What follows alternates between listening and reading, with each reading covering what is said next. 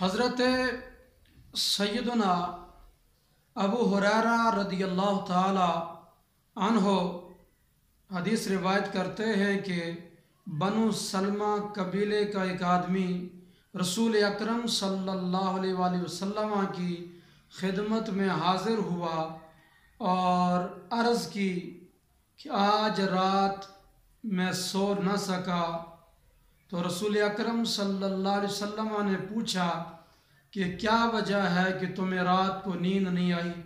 تو اس بندے نے عرض کی کہ مجھے بچھو نے رات کو کاٹ ڈالا۔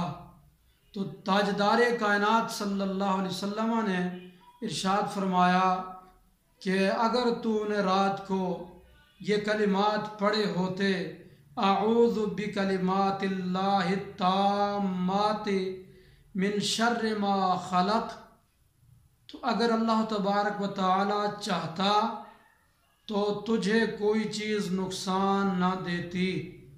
تو یہ وظیفہ یاد کر لیں، بچھو کے ڈنگ پر، سانپ کے ڈنگ پر مجرب وظیفہ ہے اعوذ بکلمات اللہ التامات من شر ما خلق۔ یہ کلمات مسلم شریف، ترمذی شریف، ابو داود اور ابن ماجہ شریف کے اندر اور دارمی شریف کے اندر موجود ہیں۔ یہ وظیفہ حضور علیہ السلام نے اپنی امت کو عطا کیا کہ جو شخص رات کو یہ وظیفہ پڑھے تو اس کو رات کے وقت کوئی موذی جانور اذیت نہیں دے گا۔